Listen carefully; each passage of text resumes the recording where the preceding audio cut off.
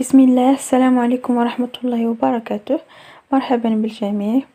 اليوم إن شاء الله في هذا الفيديو نشارك معكم واحد فكرة أو اقتراح ديال دواء طبيعي لعلاج السعال أو الكحة عند الأطفال وكذلك عند الكبار.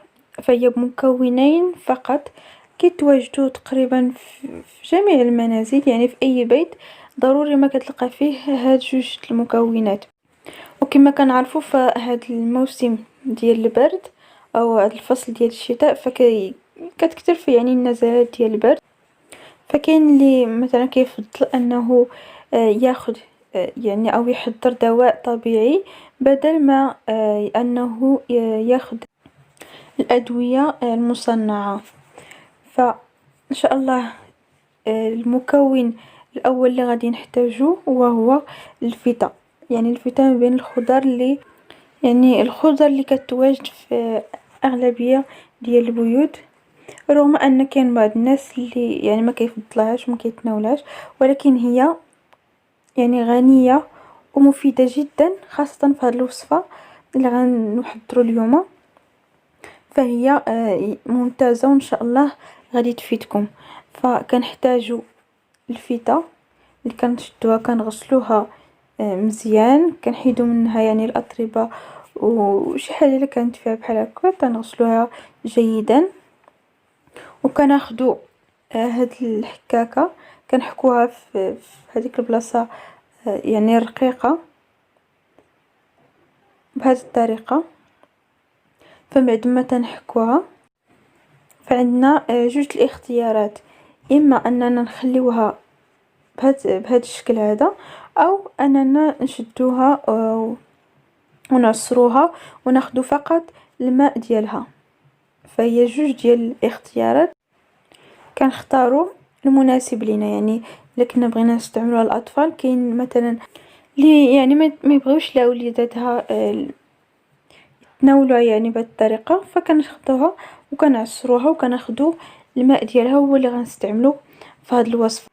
انا نخليها بهذا الشكل لان ولادي يعني تبارك الله تاخدوها تاكلوها ما عندهمش مشكل. غادي نضيف عليها واحد المعلقه صغيره العسل الحر. فهاد الوصفه من الاحسن اننا نستعملو العسل الحر يعني بدل العسل الاخر، لانه اكثر يعني صحي اكثر والمنافع ديالو كثيره. هو اللي غينفعنا في هاد الوصفه.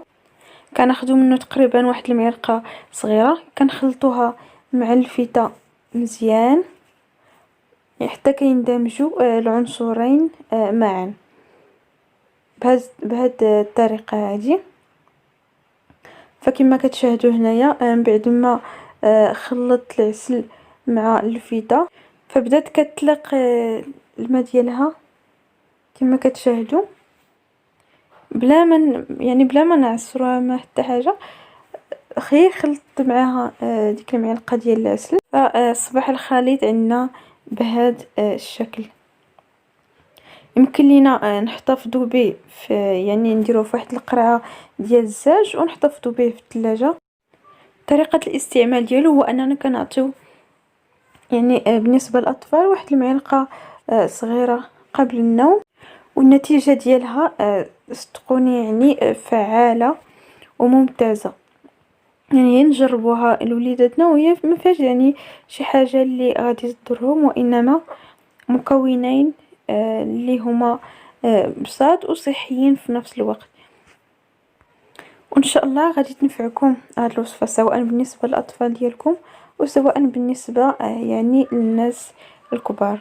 فنستعملوها بدون خوف، وصفه صحيه وفعاله كما قلت. كنتمنى الفيديو ديال اليوم يكون نال الاعجاب ديالكم. الا كنتوا اول مره كتشاهدوا القناه ما تنساوش تضغطوا على زر الاشتراك وتفعلوا الجرس باش يوصلكم الجديد ان شاء الله. ولا عجبكم الفيديو ما تنساوش تضغطوا على زر الاعجاب. نتلاقاو في فيديو اخر ان شاء الله. استودعكم الله الذي لا تضيع ودائعه، والسلام عليكم ورحمه الله وبركاته.